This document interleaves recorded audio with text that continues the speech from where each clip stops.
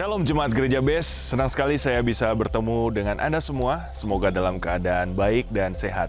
Sebelum kita memulai ibadah kita hari ini, saya akan membacakan informasi mengenai update dari Gereja BES untuk bulan Juli. Sekolah Tinggi Teologi Adi Wacana Surabaya masih membuka pendaftaran sampai dengan tanggal 31 Agustus 2022. Untuk info pendaftaran, silakan Bapak Ibu men-scan barcode yang tampil pada layar. Untuk Bapak dan Ibu bisa mengikuti kebaktian secara online melalui channel YouTube Gereja BES.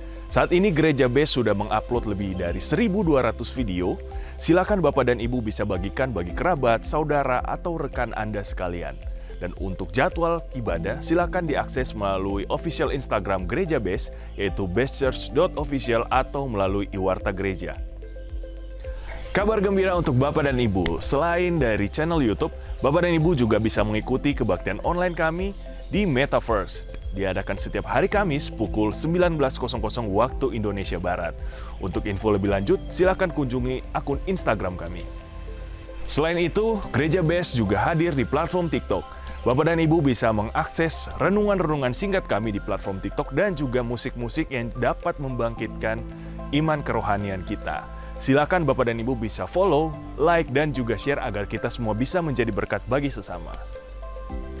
Melalui video berikut, kami juga mengajak Bapak dan Ibu untuk berpartisipasi atau ikut dalam kebaktian kami via Zoom. Mari kita saksikan videonya. Shalom, kami sudah menyelesaikan KKR hari kedua yang luar biasa di The Sealer Bootcamp, yaitu di Bukit Doa Immanuel di Tretes. Luar biasa, saudaraku, antusias mereka sangat luar biasa.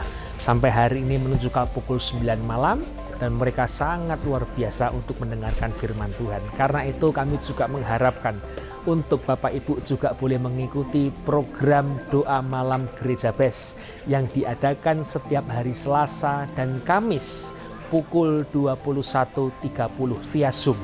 Mari kita akan bersama-sama berkumpul, berdoa bersama, mendoakan banyak orang, dan memuji Tuhan. Dan saya percaya ketika doa orang benar, bila yakin didoakan, besar kuasanya. 1-2 orang berkumpul, maka Tuhan berada di situ. Karena itu mari datangi dan nikmati doa malam bersama program Gereja BES setiap Selasa dan Kamis pukul 21.30 WIB. Tuhan Yesus memberkati. Bagi Anda yang rindu memberikan persembahan atau perpuluhan, bisa menggunakan barcode yang tertera pada layar. Demikian informasi yang dapat saya sampaikan. Mari kita siapkan hati dan juga pikiran untuk menerima firman Tuhan. Selamat beribadah, Tuhan Yesus memberkati.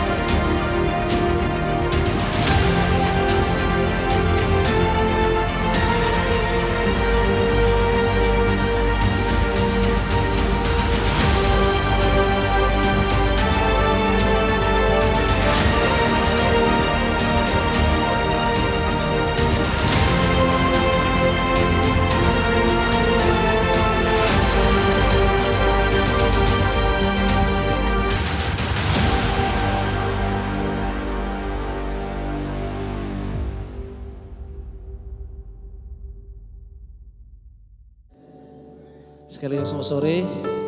Shalom. Berikan kemuliaan bagi Tuhan kita. Haleluya. Ada sukacita di tempat ini. Sore hari ini, amin. Mana amin yang ada ya? Perasaan yang hadir di sini ada 100 lebih orang deh. Berikan tepuk tangan yang paling meriah buat Tuhan kita. Haleluya. Siapkan hati kita mau datang dalam hadirat Tuhan. Kita mau sembah Dia.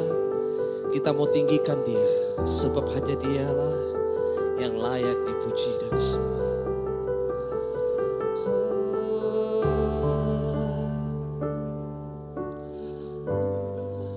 Terima kasih Tuhan.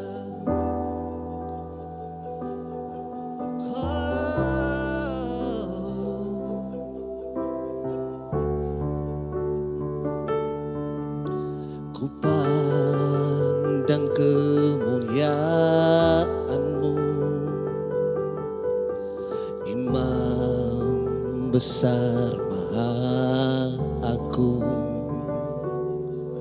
Kaulah pemilik hidupku, Yesus Kristus Tuhan.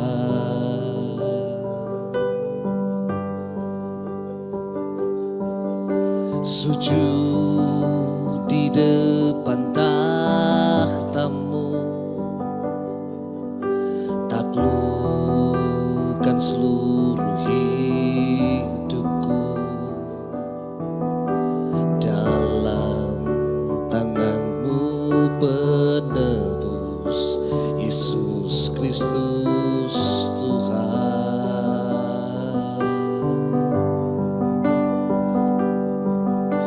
Tiada satu pun yang luput dari karya kasih-Mu yang mulia.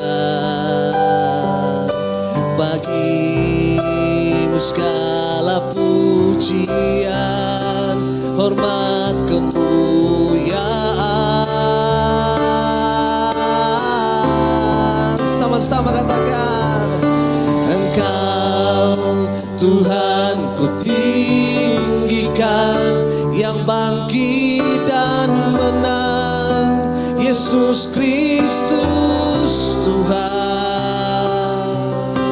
Raja mulia dahulu, berkorban bagiku.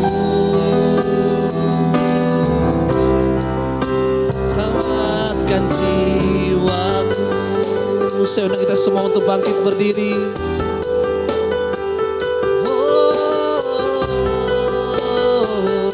Mari semua jemaat Tuhan katakan pujian ini sama-sama.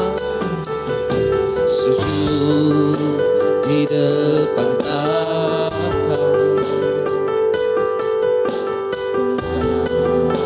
kan seluruh hidupku,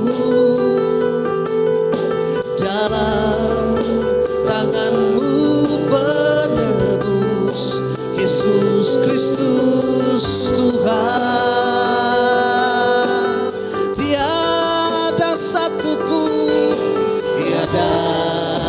Satu pun yang luput dari karya kasih-Mu yang mulia. Bagimu segala pujian, hormat, kemuliaan.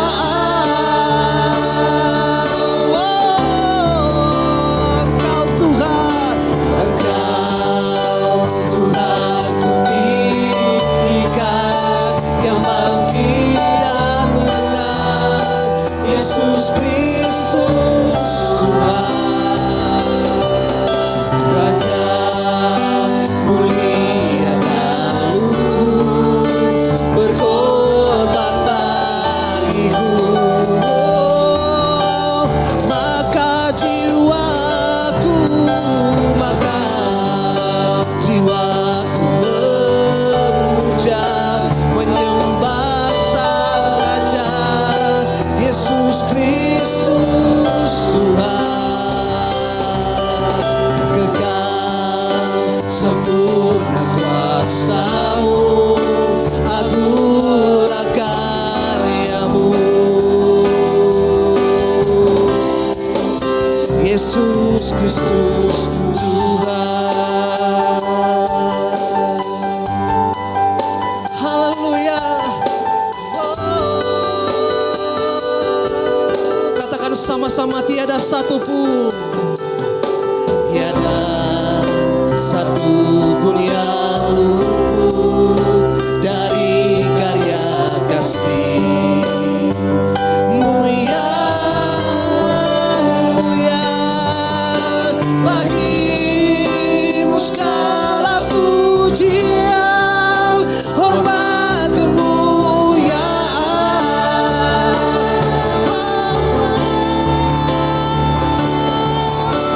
Engkau Tuhan tinggikan,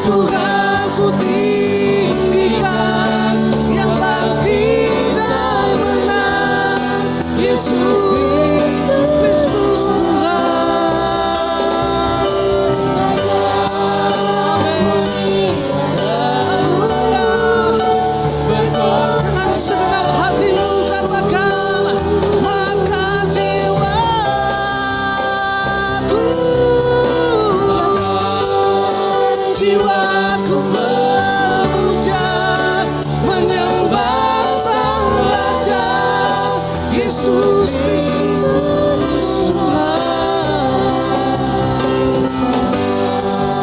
sempurna kuasa-Mu, anugerah karya-Mu.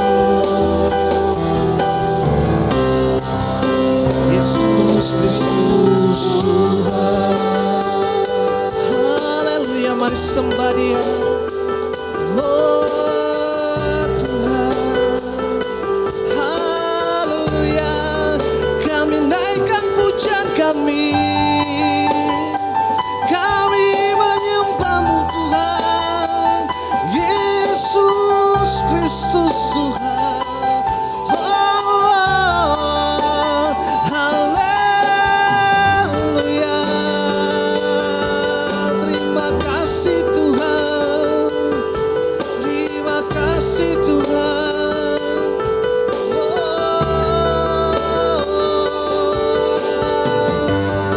Haleluya, terima kasih.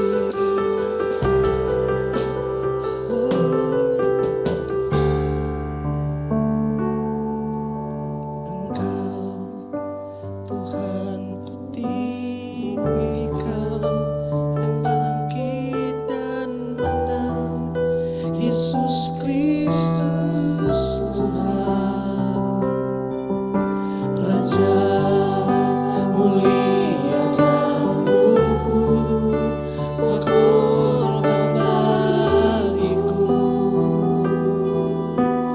Maka jiwaku dengan segenap hatimu menyembah Sang Raja, Yesus Kristus Tuhan, kekal sempurna kuasa-Mu, agunglah karya-Mu. Engkau Tuhan ku tinggikan, yang bangkit dan menang, Yesus Kristus Tuhan, Raja mulia dan luhur, berkorban bagiku. Dengan segenap hati katakan, maka jiwaku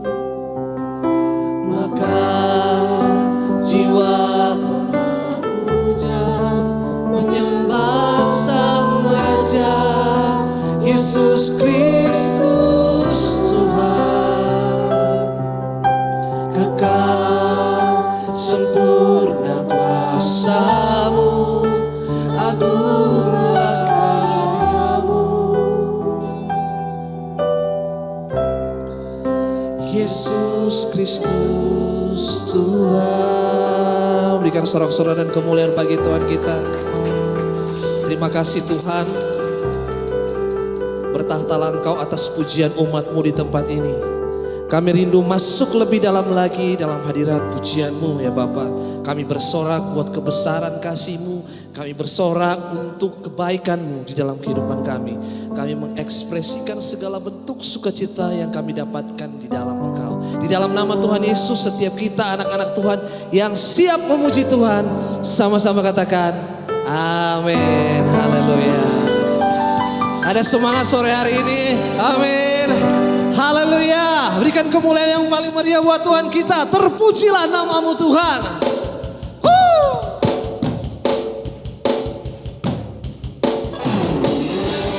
Haleluya. Wow.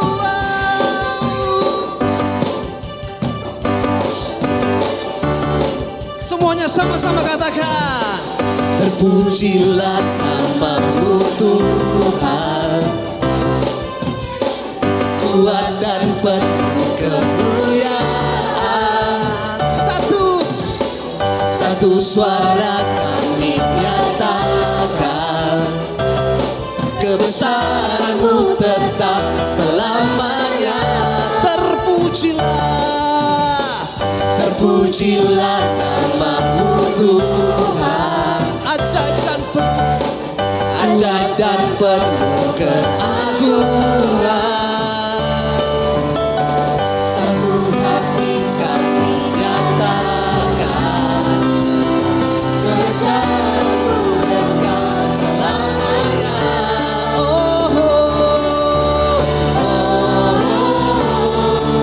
Semuanya, haleluya. Engkaulah Raja atas dunia, yang menghancurkan kutu dan membebaskan jiwa. Kami bersorak, bertepuk tangan. Haleluya. Engkau Tuhan percaya dan memberitahu. Sekali lagi, haleluya. Berikan kemuliaan yang paling berbeda buat Tuhan kita. Katakan, pujilah namamu Tuhan, ajaib dan penuh, ajaib dan penuh kemuliaan. Haleluya. Satu hati kami nyatakan, kerjaanmu kekal selamanya.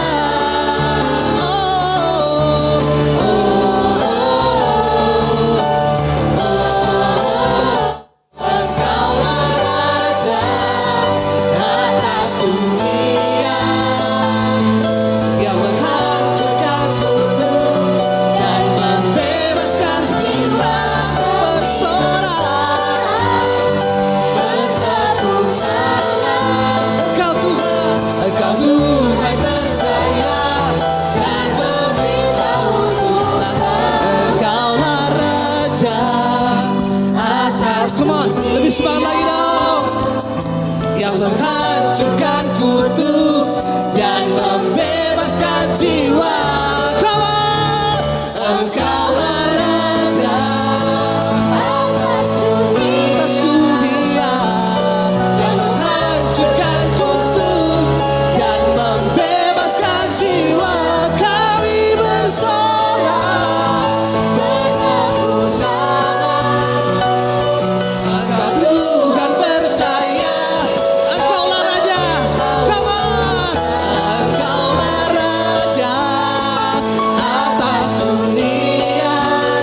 Amin. Yang menghancurkan dan membebaskan jiwa. Kami bersorak, bertepuk tangan. Come on.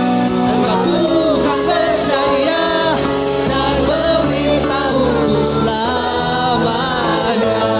Haleluya. Berikan sorak-sorak buat Tuhan kita.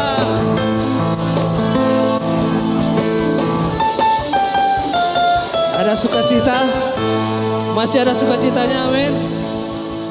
Mana fokuskan hati pikiran kita untuk menerima kebenaran firman Tuhan. Haleluya.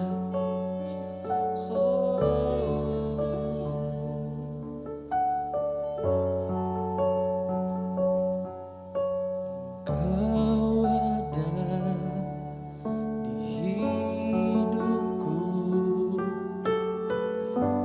di setiap musim hidupku. Tak pernah kau biarkan ku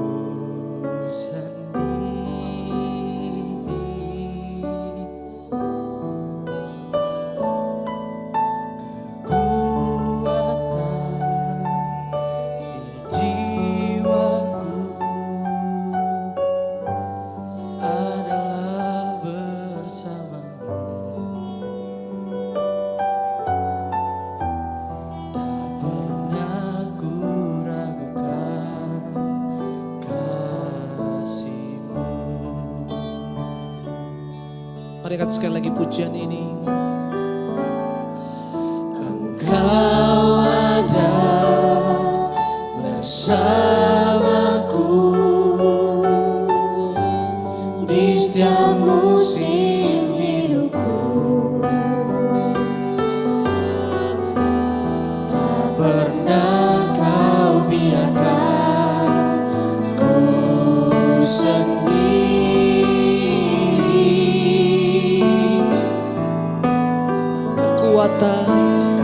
kekuatan di jiwaku adalah bersamamu. Tak pernah ku ragukan kasih-Mu. Bersamamu Bapa, Bersamamu Bapa, ku lewati semua.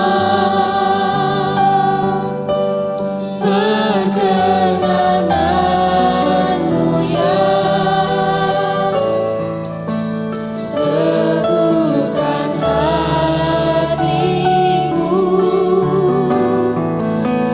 Engkau yang bertindak, memberi pertolongan.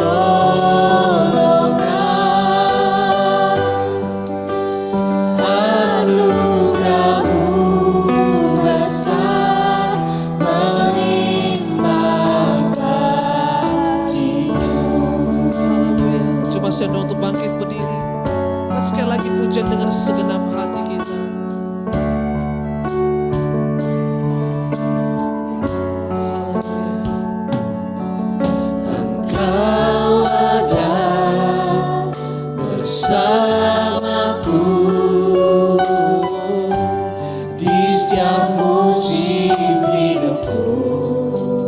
Tak Pernah Kau tinggalkan ku sendiri. kekuatan di Kekuatan di jiwaku adalah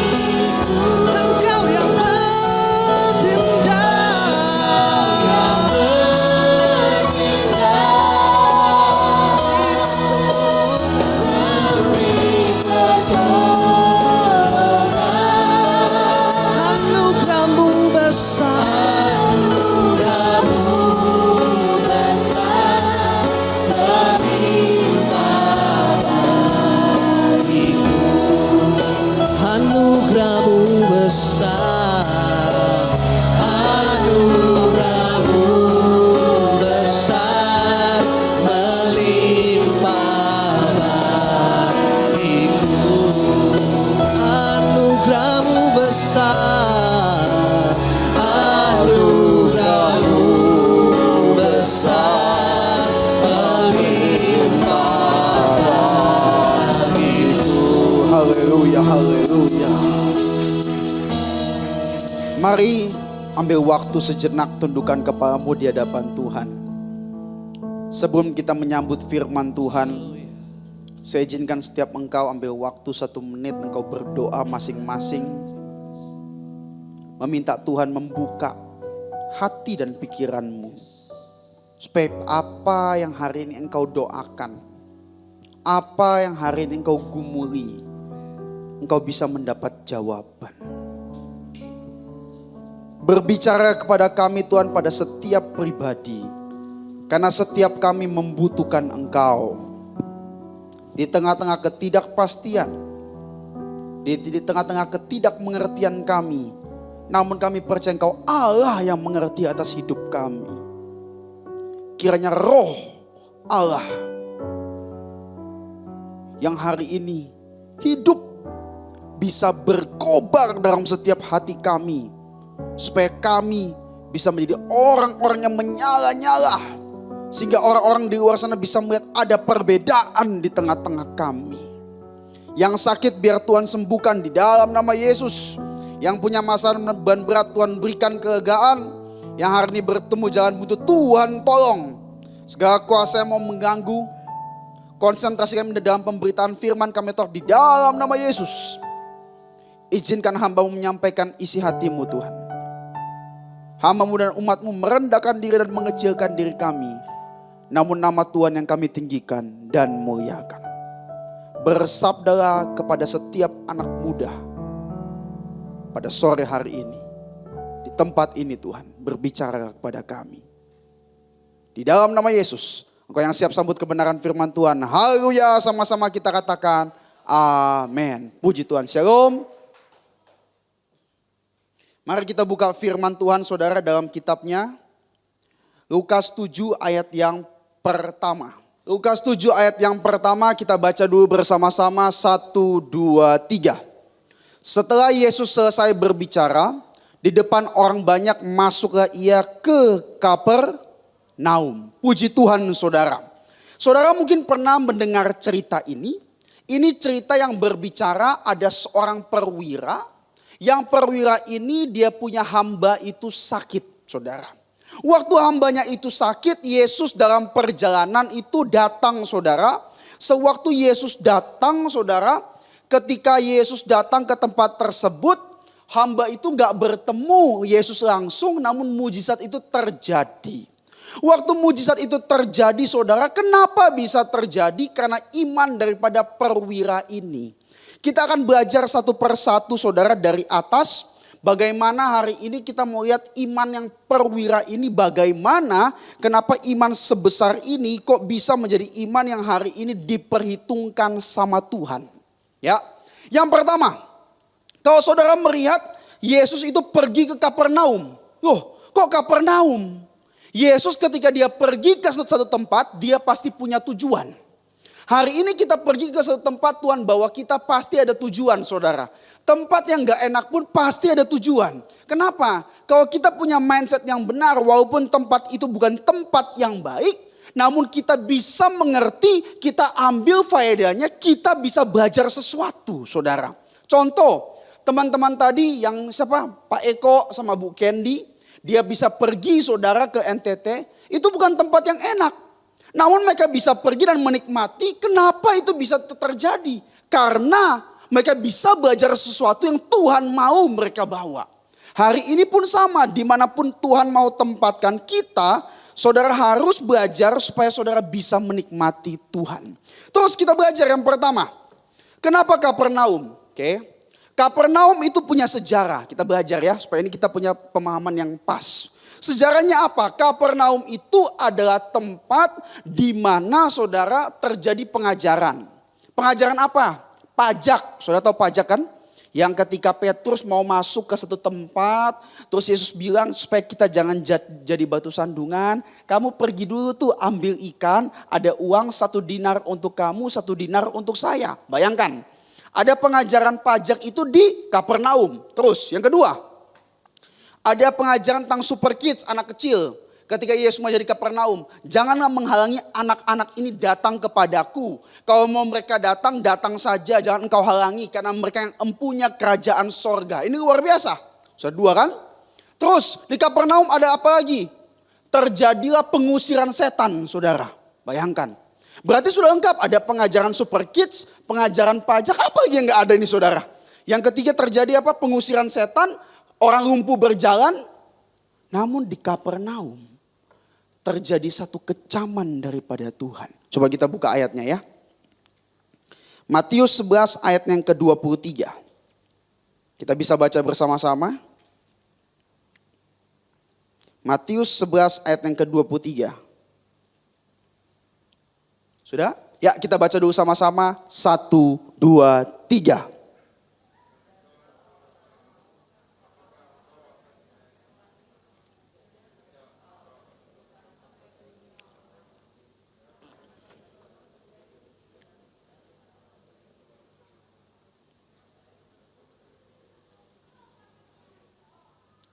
Dan engkau Kapernaum, apakah engkau akan dinaikkan sampai ke langit? Wis. Tidak. Engkau akan dibawa ke dunia orang mati, saudara.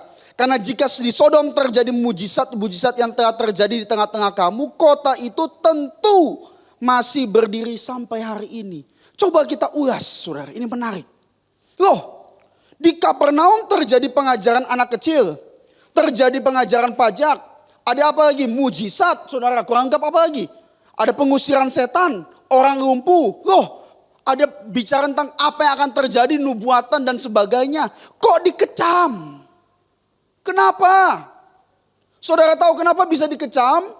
Karena Kapernaum pada saat itu dia memiliki semuanya, namun dia lupa yang dia miliki itu memiliki dia, sehingga dia lupa apa yang dia miliki itu adalah titipan, sehingga dia memiliki itu dan dia dikontrol apa yang menjadi miliknya. Poin yang pertama, memiliki bukanlah alasan untuk membanggakan diri. Engkau memiliki hal yang positif, keluarga yang baik, pekerjaan yang baik, talenta yang bagus, bukan alasan untuk membanggakan diri. Amin. Begitu juga kalau kamu tidak memiliki, bukan alasan untuk mengasihani diri. Seringkali kita ini saudara, kita waktu memiliki kita sombong.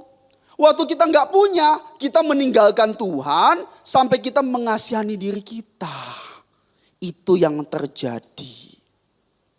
Namun hari ini belajar, apa yang engkau miliki, Tuhan yang akan tambahkan. Katakan amin.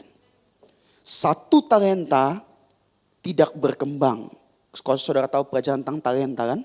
5 talenta jadi 10. 10 jadi 20. Namun yang satu kenapa gak berkembang? Satu dia simpan. Dia simpan sendiri. Ketika dia simpan sendiri, ternyata talenta itu dia kubur. Bukankah firman Tuhan mengatakan, apa yang kepadanya yang memiliki akan diberi, dan apa yang tidak dimiliki akan diambil. Namun hari ini bagaimana kita? Kalau engkau memiliki apa yang dari Tuhan, bukan alasan untuk membanggakan diri.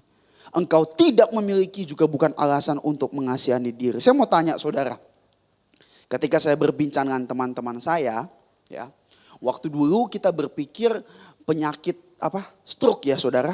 Stroke itu mungkin cuma buat orang tua, saudara. Namun pada zaman sekitar 2010, ternyata banyak anak muda yang kena stroke, saudara. Bayangkan, saudara. Terus setelah itu apa? Waktu kita merenung lagi, saudara, wah banyak anak muda kena stroke, terus kita berpikir, wah yang kena jantung, sakit jantung yang serangan jantung, saudara. Kita berpikir, wah cuma anak muda, cuma orang tua aja, anak muda nggak mungkin. Ternyata di tahun 2015 banyak anak muda yang umur 30 kena serangan jantung, saudara. Loh, penyakitnya makin turun. Terus yang terjadi sekarang apa? Penyakit yang mematikan apa sekarang, saudara? Tahu nggak? Yang di atasnya jantung koroner. Tahu? Depresi. Kita berpikir dulu, wah saya nggak mungkin kena depresi.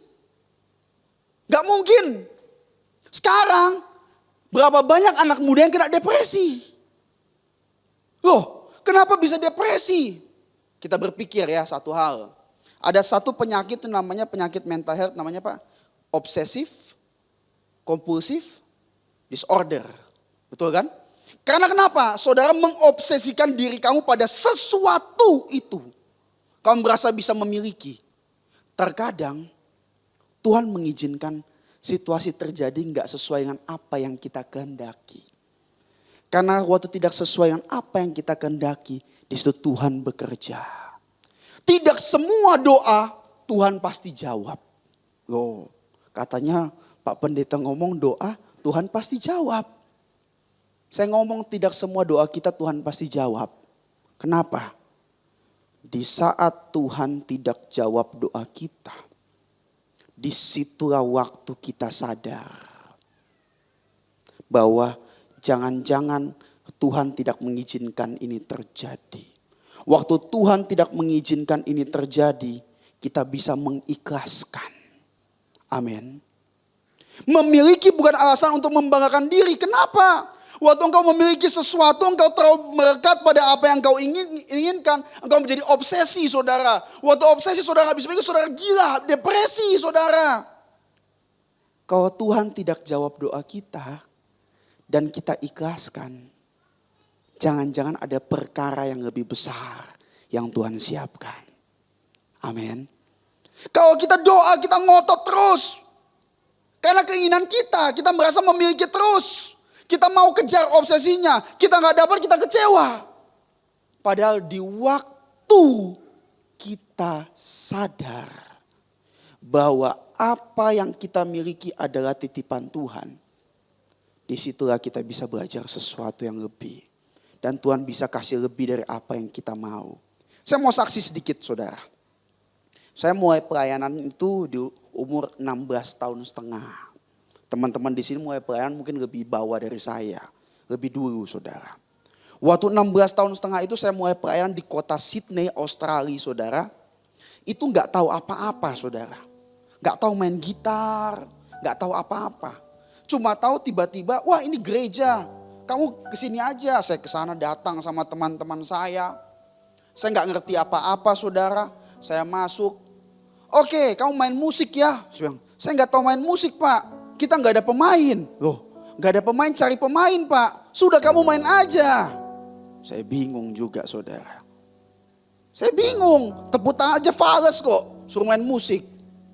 Loh, pada akhirnya disuruh main. Akhirnya belajar gitar. Oh bisa. Satu ketika, saudara. Ini luar biasa. Pagi-pagi kita set up musik jam 7 pagi. Kumpul semua, set up semua. Setelah itu saya main gitar. Dan waktu saya main gitar, yang main keyboard itu tiba-tiba hilang, saudara. Oh ini ada yang main keyboard ya, gak hilang. Yang main keyboard itu hilang. Sisa gitar baru belajar, yang main bass baru belajar 2 bulan. Yang main drum, saudara, baru belajar 3 bulan. Kepala saya sakit, saudara. Pada saat itu, pernah juga sekali waktu kita sudah main musik. Kita main musik, saya disuruh khotbah, saudara. Saya bilang ini luar biasa. Set up musik sendiri, terus habis itu main musik sendiri. Khotbah pas waktu jemaat masih sedikit, saudara. Khotbah depan jemaat cuma 3 orang. Saya bilang ini luar biasa. Kita main musik sendiri, kita set up sendiri, khotbah sendiri, dengerin sendiri, bertobat sendiri juga, saudara. Mungkin gak enak, mungkin aneh. Namun di situ Tuhan bekerja.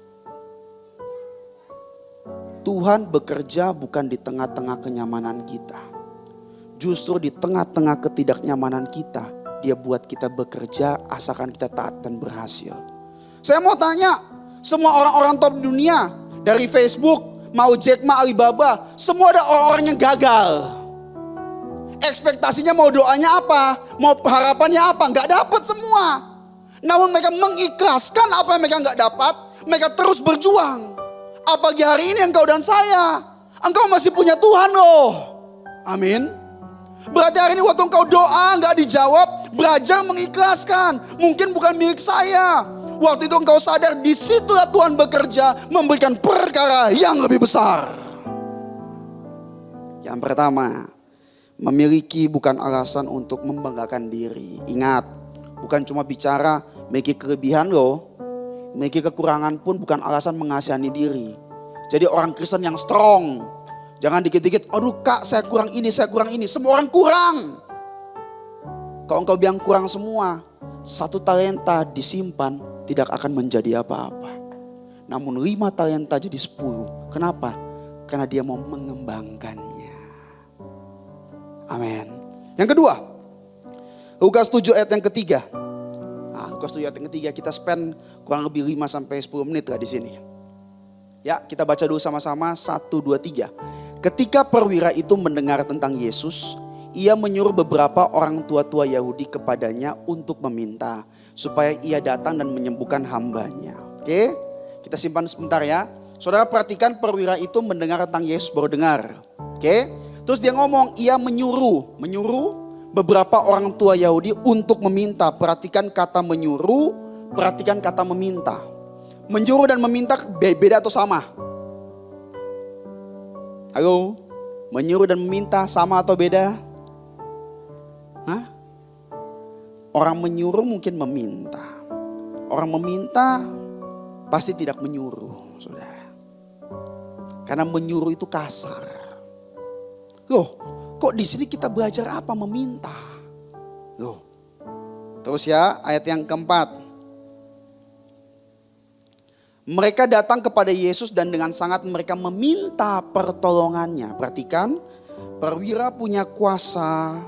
Pada saat itu Yesus belum diakui sebagai Tuhan bagi sang perwira. Yesus belum diakui sebagai Tuhan pada bangsa Israel. Bahkan sampai sekarang pun masih menjadi pergolakan. Namun pada saat itu Yesus cuma sebagai guru spiritual daripada orang-orang Yahudi. Guru spiritual.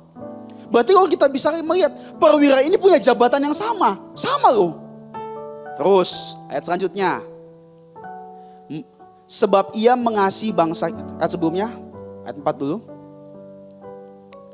Mereka datang kepada Yesus dan dengan sangat mereka meminta pertolongannya. Mereka siapa? Orang tua-tua Yahudi.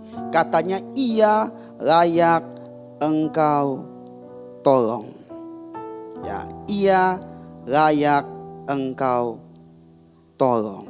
Ayat 5. Sebab ia mengasihi bangsa kita dan dialah yang menanggung pembangunan rumah ibadat kita. Oke, kita bahas sedikit ya.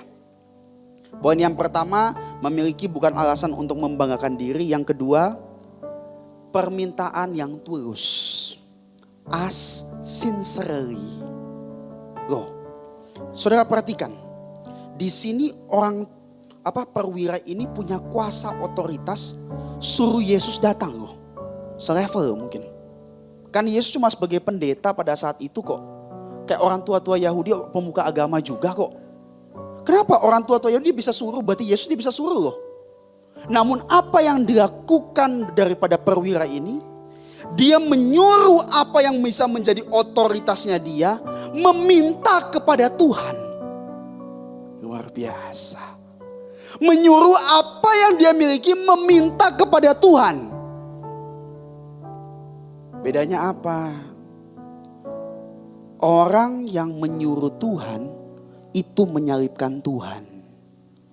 Pontius Pilatus suruh Tuhan, dia salibkan Tuhan. Herodes suruh Tuhan, dia salibkan Tuhan. Orang-orang Yahudi ahli Farisi suruh Tuhan, dia salibkan Tuhan. Namun orang yang meminta kepada Tuhan, dialah orang yang mau pikul salib. Makanya kata meminta di sini saudara dalam bahasa aslinya adalah aiteo. Aiteo itu bicara apa? Ada satu gambar yang mendeskripsikan ini sama seperti seorang pengemis yang berlutut dan meminta. Firman Tuhan memang katakan mintalah maka kamu akan diberi. Ketoklah maka kamu akan mendapat. Namun kita belajar lebih dalam. Anak-anak muda. Supaya engkau dalam 10 tahun ke depan kamu tidak kecewa. Kok permintaan itu seperti pengemis? Pertanyaan saya. Firman mintanya itu bagi semua orang loh. Bagi orang mampu sama orang yang kurang mampu. Orang yang banyak duit sama orang yang gak punya duit.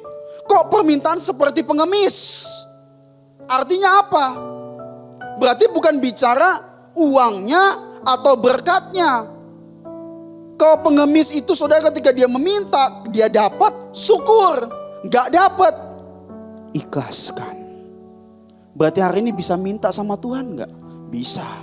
Namun asin serali, ketika engkau berdoa engkau mendapat, itu rencana Tuhan. Namun jika ketika engkau berdoa, engkau gak mendapat, ikhlaskan. Dan izinkan Tuhan bekerja lebih besar. Amin. Terus dikatakan apa? Menyuruh apa yang dia punya meminta kepada Tuhan. Seringkali kita hari ini menyuruh Tuhan meminta pada apa yang kita miliki. Contoh, Tuhan saya mau ujian besok. Saya mau sekolah di universitas bagus. Saya mau engkau bantu saya supaya saya diterima. Itu salah. Kenapa? Yang benar apa? Kamu nyuruh Tuhan meminta kepada kamu. Harusnya menyuruh apa yang engkau miliki minta kepada Tuhan. Suruh dirimu untuk rajin. Suruh dirimu untuk disiplin. Suruh dirimu untuk dekat dengan Tuhan. Kedekatan itu, kerajinan itu yang kamu minta Tuhan untuk berkati. Supaya Tuhan menyenangkan hati Tuhan. Amin. Jangan hari ini kita sama seperti orang dunia yang salah paradigmanya saudara. Tuhan buat saya kaya, buat saya berhasil. Itu engkau suruh Tuhan. Yang benar apa? Menyuruh apa yang kau miliki hari ini. Mau 1 talenta, mau 2 talenta, mau 5 talenta. Suruh disiplin. Minta kepada Tuhan. Amin. Bukan menyuruh Tuhan meminta pada hartamu, menyuruh Tuhan meminta pada gurumu, menyuruh Tuhan meminta pada ujianmu, menyuruh Tuhan meminta pada pekerjaanmu. Namun suruh pekerjaanmu meminta kepada Tuhan. Berbeda. Ketika kamu mendapat, puji Tuhan. Ketika gak dapat, belajar ikhlaskan. Supaya Tuhan bisa berikan rencana yang lebih besar. Suatu kali saudara, saya pernah berdoa. Ya, doa saya punya satu keinginan dan harapan. Saya punya keinginan setelah saya sekolah S1, saya ambil S2, terus habis itu saya mau kemana, saya punya doa. Namun setelah saya selesai semua pendidikan, Tuhan gak kasih apa yang saya mau. Namun Tuhan bawa saya ke dimensi yang lain. Tuhan bawa saya dimensi untuk melayani Tuhan. Namun saya tetap bekerja dan berusaha. Awalnya saya mau kerja profesional di luar negeri. Namun Tuhan bawa saya di dimensi yang lain. Namun pada hari ini saya sangat menikmati. Karena jika doa kita tidak dijawab oleh Tuhan dan kita mengikhlaskan, berarti Tuhan punya perkara yang lebih besar karena Tuhan mau bawa kita lebih berdampak bagi orang lain dan bernilai. Amin. Hari ini jangan gampang taruh standarmu. Nanti kamu kecewa. Jangan cuma engkau lihat, wah teman saya sudah sampai sana. Kamu sampai sana. Stop. Setiap orang punya jalannya masing-masing. Namun satu hal yang Tuhan titipkan. Firman Tuhan dalam Amsal 21 ayat yang ke-21. Bisa buka? Kita baca sama-sama ya. 1, 2, 3. Siapa mengejar kebenaran dan kasih akan memperoleh kehidupan, kebenaran dan kehormatan. Berarti hari ini bukan kamu kejar apa jawaban doamu. Namun kejar kebenaran dan kasih tersebut. Maka Tuhan akan berikan kehidupan, kebenaran dan kehormatan. Amin. Akuilah dia dalam segala lakumu, firman Tuhan katakan. Maka ia akan meluruskan jalanmu. Siapa sih gak pernah bengkok? Saudara juga pasti pernah bengkok waktu jalan. Namun makanya kita harus kembali pada Tuhan. Makanya katakan akuilah dia dalam segala lakumu. Think about him in all your ways. Berarti pikirkan tentang dia dalam segala cabang kehidupanmu. Waktu kamu mau kerja, mau pelayanan, mau belajar, pikirkan tentang Tuhan, yakin dan percaya. Mungkin susah, mungkin bisa bengkok dan serong. Namun di situ engkau kembali pikiran tentang Tuhan. Di situ Tuhan bekerja, meluruskan apa yang menjadi jalan milik engkau hari ini. Amin. Lanjut saudara. Lukas 7 ayat yang ke-6. Lalu Yesus pergi bersama-sama dengan mereka. Ketika ia tidak jauh lagi dari rumah perwira itu menyuruh sahabat-sahabatnya untuk mengatakan kepadanya, wah, Tuhan, janganlah bersusah-susah sebab aku tidak layak menerima Tuhan dalam rumahku. Perhatikan ya. Perwira ini bisa perintah loh saudara, punya otoritas, tadi ada buktinya. Dia suruh orang tua-tua Yahudi, dia punya anak buah, sahabat untuk pergi ke Yesus. Namun apa yang dia katakan pada Yesus? Oh, dia katakan apa? Tuhan, janganlah bersusah-susah sebab aku gak layak loh Tuhan terima di rumahku. Ush. Loh. Lanjut ya, ayat selanjutnya. Sebab itu aku juga menganggap diriku tidak layak untuk datang kepadamu, tetapi katakan saja sepatah kata, maka hambaku itu akan sembuh. Loh, coba saudara pikir. Perwira ini kan punya kuasa otoritas. Dia bisa suruh loh. Namun dia bilang sama Yesus, sudah janganlah. Katakan saja sepatah kata. Dia bisa memerintah, namun dia mau diperintah oleh perkataan Tuhan. Poin yang ketiga, bisa memerintah, namun mau diperintah. Siapa yang gak boleh marah? Saudara bisa marah kok. Namun hari ini saya tidak mau marah, memerintah hidup saya, namun saya mau diperintah oleh kasih dan kesabaran. Dosa bisa memerintah saya supaya saya melakukan hal-hal yang tidak baik di hadapan Tuhan, melanggar kekudusan. Namun saya mau diperintah oleh firman Allah supaya saya berjalan menuju jalan yang Tuhan mau. Bisa memerintah, namun dia tidak mau. Namun dia mau diperintah oleh Tuhan. Kamu bisa emosi, kamu bisa duka cita. Kamu bisa sakit hati, kamu bisa jengkel, kamu bisa kepahitan, bisa namanya manusia. Namun saya tidak mau kepahitan memerintah saya mau sukacita damai sejahtera memerintah hati saya. Makanya kalau saudara cek di handphonemu, di Alkitab, itu ada firman ngomong seperti ini. Hendaklah damai sejahtera Tuhan memerintah hatimu. Itu luar biasa. Bukan damai kita perintah, namun damai itu perintah hati kita. Sedapat-dapatnya kalau hal itu bergantung kepadamu, berdamailah dengan semua orang. Haleluya saudara. Hari ini luar biasa. Berarti Tuhan itu mau kita belajar sesuatu yang luar biasa. Kita bisa memerintah, namun kita harus mau diperintah oleh Tuhan. Terus, Roma 8 ayat 37.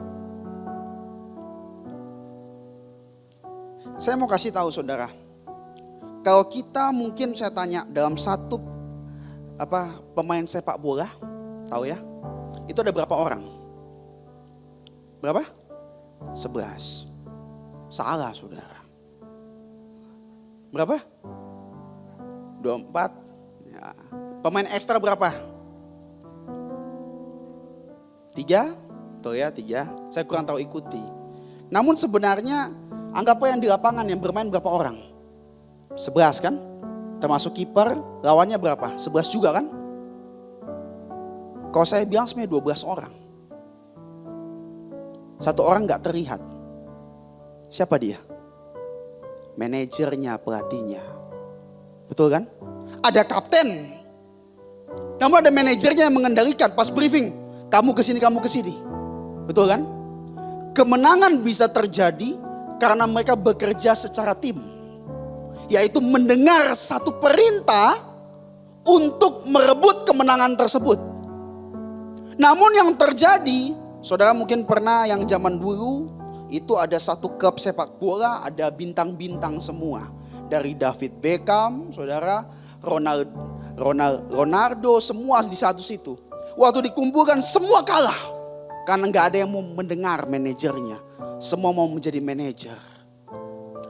Perwira ini bisa mengadakan satu hal yang besar. Hambanya bisa sembuh, kenapa? Dia bisa memerintah namun dia mau diperintah. Setiap kita punya hak memerintah kok. Namun kita harus mau diperintah oleh firman Allah. Amin. Waktu terjadi itu, kita mau diperintah oleh Tuhan kita, manajer yang agung. Disitulah kemenangan terjadi. Coba lihat ini. Roma 8 ayat 37 kita baca sama-sama. 1, 2, 3. Tetapi dalam semuanya itu, kita lebih daripada orang-orang yang menang oleh Dia yang telah mengasihi kita. Tuhan itu sudah berikan kemenangan. Karena Dia mengasihi kita. Namun yang terjadi apa? Wahyu 6 ayat 2. Yang terakhir. Wahyu 6 ayat 2. Jadi kalau saudara lihat tentang akhir zaman, itu dari ayat pertama itu bicara meterai-meterai yang terbuka. Ada meterai yang bilang apa? Inflasi. Mungkin pernah dikhotbahkan Pak Fengki, saudara. Salah satunya tentang secupak gandum, sedinar, dan sebagainya. Namun ada satu meterai itu dibuka juga, yang menjadi tantangan kita. Makanya orang Kristen itu harus sungguh-sungguh dengan Tuhan. Kenapa? Kita bersinar bukan cuma di gereja.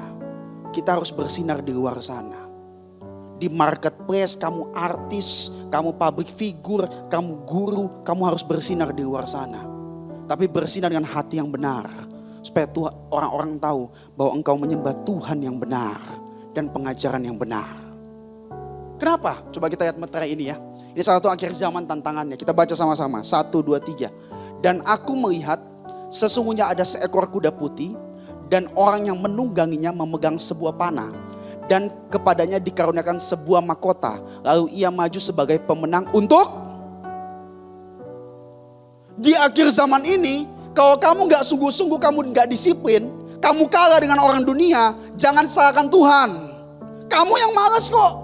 Kamu yang gak dekat sama Tuhan. Kamu gak belajar firman kok. Kamu gak rendah hati. Kamu sombong, kamu gak sabar. Kamu gak bermurah hati. Pada saat kemenangan mau dikasih sama kamu, ternyata si jahat itu mau mengincar kemenanganmu dengan panah. Bagaimana mulai dia panah engkau? Ketika ada yang berhasil kamu iri, namun kamu cari Tuhan. Waktu kamu iri, dia panah kemenanganmu. Fokus kamu pada iri hati, kamu gak fokus, gak produktif. Kemenanganmu diambil orang lain. Waktu kamu bekerja, dia mulai panah hatimu, terlena dengan mamon. Disitulah nilai kejujuran mulai hilang. Kamu lupa. Disitulah orang lain merebut kemenanganmu lagi. Kadang mungkin engkau capek letih, kamu tidak mencari Tuhan lagi. Dia panah lagi semangatmu, apimu drop lagi. Sehingga engkau kerja seperti orang mati enggan, hidup pun gak mau. Waktu kerja tuh gak ada spirit, gak bernyawa. Sama seperti mumi. Saya tuh sharing sama satu teman saya. Coba bedakan orang yang bekerja dengan nyawa dan tanpa nyawa. Beda hasilnya. Saya tanya saudara, penyanyi yang sama. Penyanyi ya, penyanyi yang sama.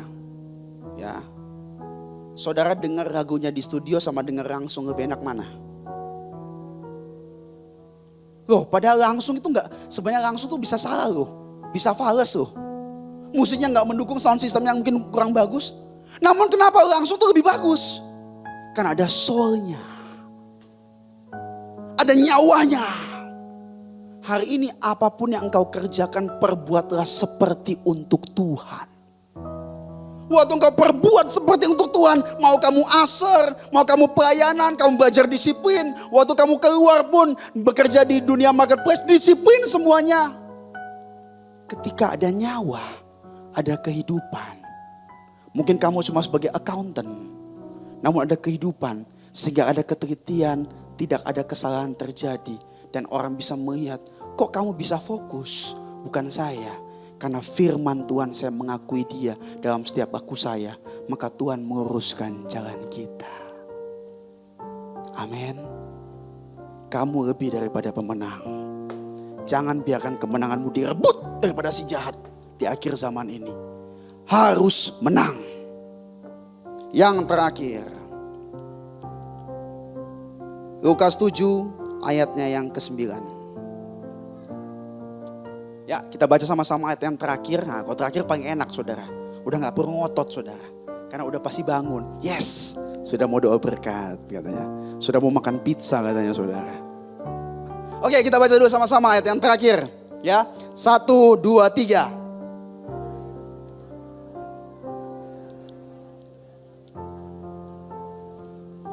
Ia berkata, aku berkata kepadamu, iman sebesar ini tidak pernah aku jumpai sekalipun di antara orang Israel. Sebelum saya bahas ini ya 5 menit, saya sum up.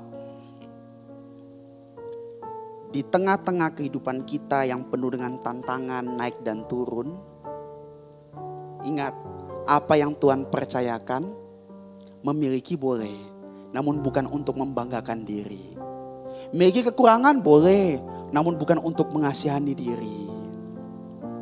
Yang kedua, meminta boleh, namun permintaan yang tulus. Ketika Tuhan gak jawab, kita ikhlaskan biar rencana Tuhan terjadi. Ada ruang Tuhan bekerja membuat perkara yang lebih besar. Meminta bukan kita menyuruh Tuhan. Menyuruh apa yang kita miliki minta kepada Tuhan. Yang ketiga, kita mungkin bisa memerintah. Ego kita bisa memerintah, pikiran kita bisa memerintah. Hak asasi kita mungkin bisa memerintah. Namun saya mau diperintah oleh firman Allah. Karena waktu saya diperintah oleh firman Allah, di situ ada kemenangan yang Tuhan titipkan. Supaya di akhir zaman ini, setiap anak-anak Tuhan beroleh kemenangan dimanapun apapun yang engkau kerjakan. Bukan kemenangan itu direbut oleh panah-panah si jahat. Yang terakhir, dikatakan Tuhan heran atas perwira ini. Bagaimana hari ini supaya anak-anak muda di tempat ini bisa membuat Tuhan heran. Kenapa Tuhan heran? Iman sebesar ini tidak pernah aku jumpai sekalipun di antara orang Israel. Yang paling keren yang keempat.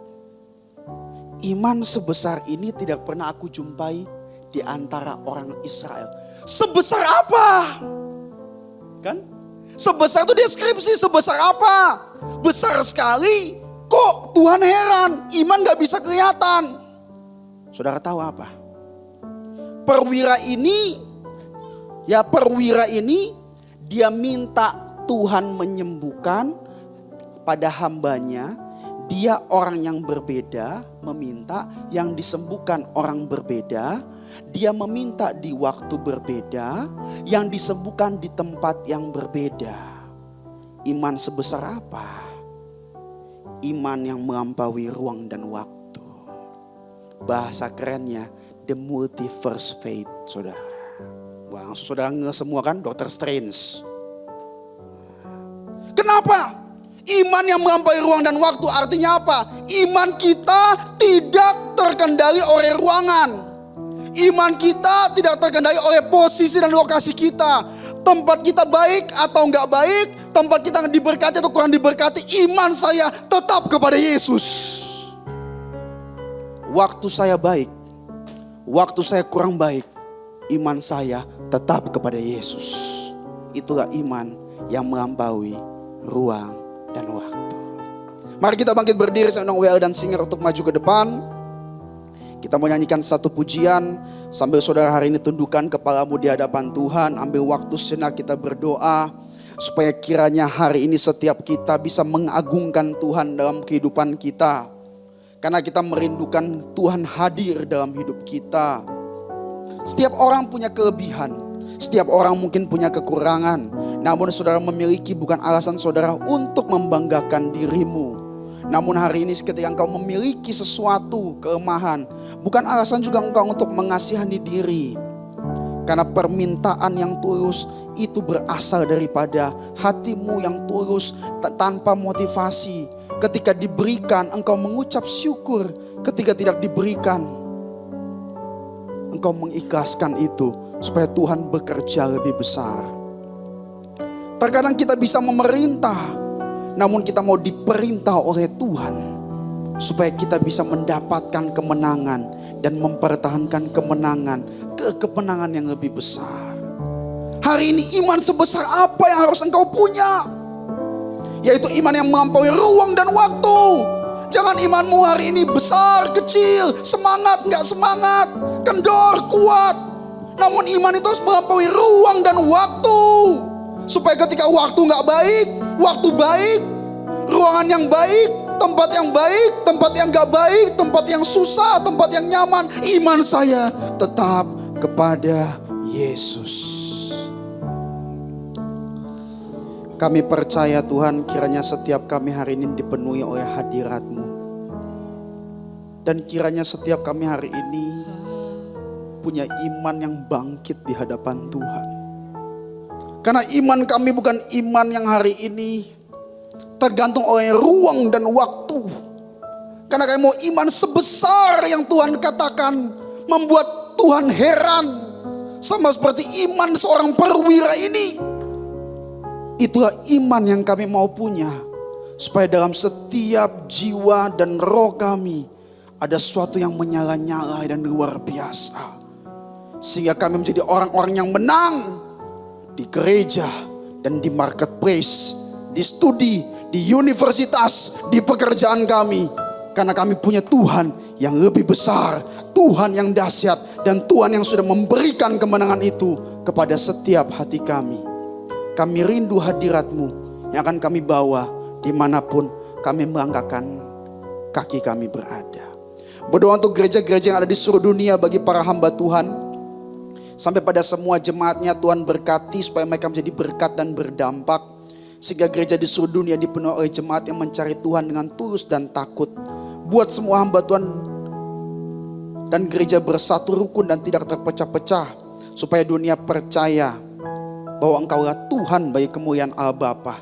Demikian juga untuk gereja yang Engkau gembalakan, yaitu gereja Blessing in the Spirit.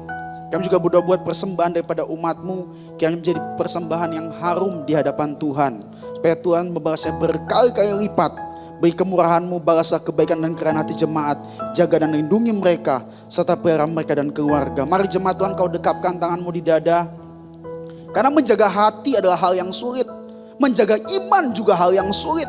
Menjaga hati ini supaya tidak ternoda akan dunia, supaya tetap merindukan hadirat Tuhan, itu pun adalah tantangan kita.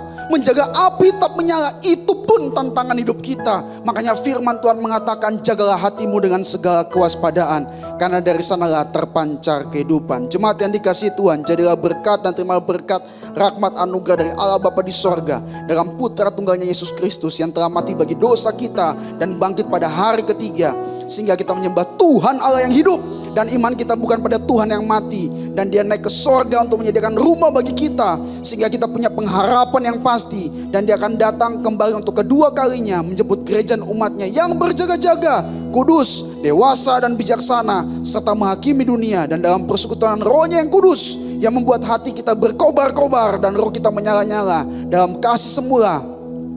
Roh Kudus yang menghibur, menguatkan, memelihara, menginsafkan, menuntun dan memimpin kita kepada kebenaran dan kekudusan, serta menjadi saksi Kristus mulai hari ini sampai selama-lamanya. Kita tutup dengan doa yang Tuhan Yesus ajarkan. Bapa kami yang di sorga, dikuduskanlah nama-Mu. Berikanlah kami pada hari ini makanan kami yang secukupnya, dan ampunilah kami akan kesalahan kami, seperti kami juga mengampuni orang yang bersalah pada kami. Dan jangan membawa kami ke dalam pencobaan, tapi lepaskanlah kami daripada yang jahat. Karena Engkau yang punya kerajaan dan kuasa dan kemuliaan sampai selama-lamanya. Amin.